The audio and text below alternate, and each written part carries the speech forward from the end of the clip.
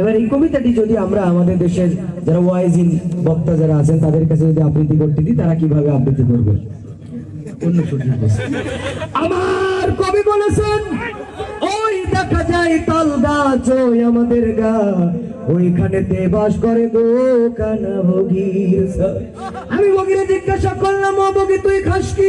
পান্তা ভাত চাস কি? বগি কান্দা কান্দা কই, পান্তা আমি খাই না, পুঁটি মাছ পাই না, একটা যদি পাই গো অমনি ধইরা গাপুস গুপুস খাই। এই কবিতাটি ওটা শেষ ফিনিশ হয়েছে।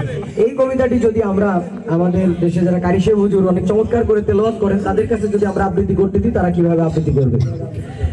ওই দেখা যায় তাল গাছ ওই আমাদের গা, ওইখানেতে বাস করে কানা বগির ছা। এবার এই কবিতাটি যদি আমাদের দেশের রাজনৈতিক মঞ্চে দাঁড়িয়ে অনেকেই গলা ফাটিয়ে বক্তব্য দেয়, আমরা যদি তাদের কাছে আবৃত্তি করতে দিই, তারা কিভাবে আবৃত্তি করবে?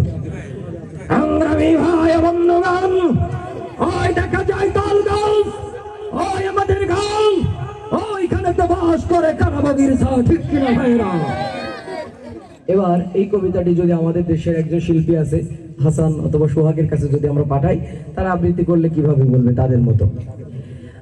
ওই দেখা যায় তাল গাছ ওই আমাদের গা, ওইখানেতে বাস করে কানা বগির ছা।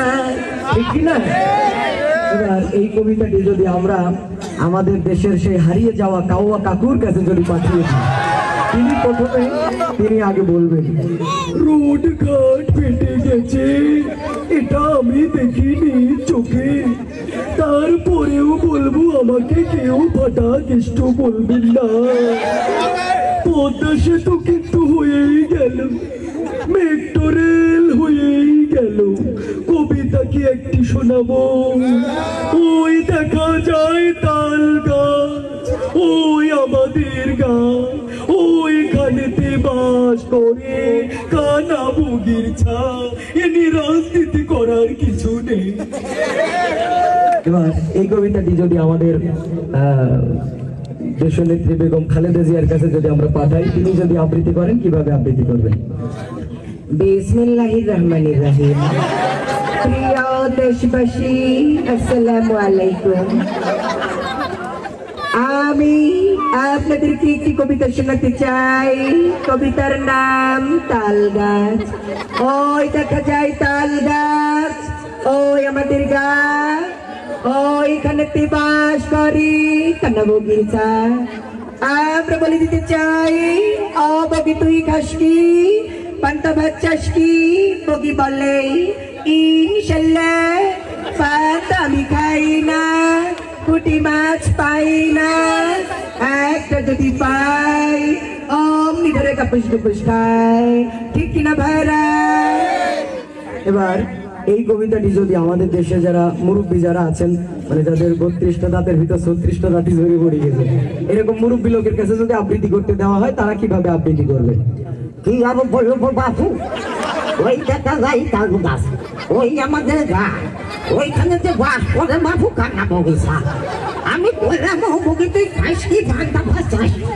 বগি কয় পান্তা আমি খাই না, পুঁটি মাছ পাই না, ওই একটা যদি পাই অমনি ধরে কাপুস গুপুস খাই। এবার এই কবিতাটি যদি আমরা আমাদের দেশে নারী ও পুরুষের মাঝে একটা জাত আছে, নাম কি? আমাদের মাঝে আছে নাকি দু একজনের? আমরা বিশ্বাস করি নাই। তো আমরা যদি তাদের কাছে পাঠিয়ে দিই, তাহলে তারা এই কবিতাটি কিভাবে আবৃত্তি করবে? ওই দেখা যায় তাল গাছ ওই আমাদের গা, ওইখানেতে বাস করে কানা বগির ছা। ঠিক কি নাই? এবার যেহেতু আমার নোমান ভাই বলেছেন যে আমাদের কুয়াকাটা হুজুরের সুরে একটু বলার জন্য, না আমরা এটা বাদ দিই। অনেকে আছে না যারা কান্না করে বয়ান করে, আমাদের দেশে যারা আছে অনেক বুজুর্গরা কান্না করে বয়ান করেন অনেকেই, আমরা তাদের মতো যদি আবৃত্তি করি তাহলে কেমন শোনা যাবে?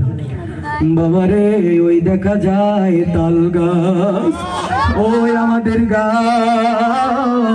ওইখানেতে বাস করে কানা বগির ছা।